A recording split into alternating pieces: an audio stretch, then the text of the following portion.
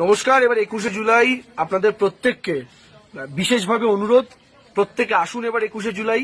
Already বাংলার হাজার হাজার লক্ষ লক্ষ কোটি কোটি তৃণমূল কংগ্রেস কর্মী 1998 সালের পর থেকে, যবে থেকে মমতা বন্দ্যোপাধ্যায় এই 21শে জুলাইকে কেন্দ্র করে ধর্মতলার বুকে এই অনুষ্ঠান, বাৎসরিক অনুষ্ঠান প্রত্যেক বছর রাখেন, কোটি কোটি তৃণমূল কংগ্রেস কর্মী প্রত্যেক বছর এখানে আসেন, তাদের আবেগ তাকে টেনে নিয়ে আসে।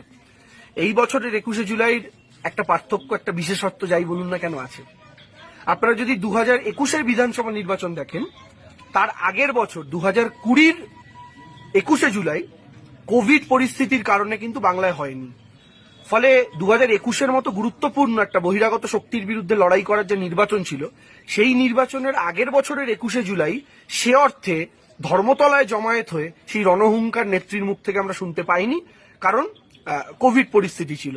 এবার আমরা এমন পরিস্থিতিতে 21শে জুলাই পালন করছি যে এবছরের 21শে জুলাই থেকে শঙ্খনাদ হবে অসুরের বিরুদ্ধে যুদ্ধ জয়ের। ফলে এইবার নেত্রী স্বয়ং আমার দুর্গা, তিনি তার শঙ্খনাদের মাধ্যমে যুদ্ধের সূচনা করবেন। তিনি এই বহিরাগত শক্তি, আসরিক শক্তির বিরুদ্ধে কিভাবে লড়াই হবে তার পথ বাতলে দেবেন, এবং আমরা যারা তার সৈন্যরা আছি তারা কিভাবে আগামী দিনে চলে এটা নিশ্চিত করব যে আগামী বছর যখন আমরা 21শে জুলাই পালন করব, তখনও মমতা বন্দ্যোপাধ্যায় যখন ধর্মতলার মঞ্চ থেকে ভাষণ দেবেন, তখনও তার ডেজিগনেশনে শুধু তৃণমূল সভানেত্রী মমতা বন্দ্যোপাধ্যায় না, চতুর্থবারের জন্য বাংলার মুখ্যমন্ত্রী মমতা বন্দ্যোপাধ্যায় নামটা উচ্চারিত হবে। এবং গতবারের চেয়েও বেশি ব্যবধানে বিজেপিকে পরাজিত করে, গতবারের চেয়েও বেশি আসন নিয়ে আমরা যেন পুনরায় মমতা বন্দ্যোপাধ্যায়কে ক্ষমতায় আসীন করানোর লড়াইতে লড়তে পারি। মমতা বন্দ্যোপাধ্যায় গত 14 বছরের সরকারে আমাদের জন্য প্রচুর করেছেন। আলাদা করে তৃণমূল কর্মী হওয়ার দরকার পড়ে না দিদিকে সমর্থন করার জন্য।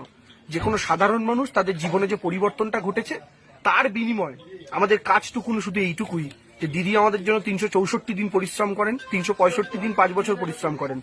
একটা দিন আমরা সেই নেত্রীর পাশে দাঁড়িয়ে তিনি যেন আরো শক্তিশালী হতে পারেন তার প্রতিজ্ঞা যেন নিতে পারি। আর সেই প্রতিজ্ঞা নিতে গেলে 21শে জুলাইতে আসতে হবে। 21শে জুলাইতে সর্বসমক্ষে নেত্রীর যে বার্তা, নেত্রীর যে রণহুঙ্কার, সেটাকে পথের পাথেয় করে ফিরে যেতে হবে নিজের নিজের জেলায়, এবং সর্বতভাবে প্রস্তুতি নিতে হবে অসুর আবার রূপ বদল করে আসছে তাদের বিরুদ্ধে লড়াই করার। তার জন্য প্রত্যেকে আসুন, এবং সোশ্যাল মিডিয়ার সকল কর্মীকে অনুরোধ করছি যে আপনারাও মাঠে আসুন, 21শে জুলাই আসুন। এবং সোশ্যাল মিডিয়াতে সমস্ত সোশ্যাল মিডিয়ার কর্মীরা, যারা আইটির কর্মীরা আছেন, তারা প্রত্যেকে প্রস্তুতি নিন 21শে জুলাইকে কেন্দ্র করে এবার জন্য সর্বশ্রেষ্ঠ জমায়েত আমরা ধর্মতলার বুকে করতে পারি। তার দায়িত্ব শুধু কিন্তু যারা বাকি সংগঠনের সঙ্গে যুক্ত তাদের সাথে সাথে কিন্তু আমাদেরও, সেটা প্রত্যেকে বুঝে নিন।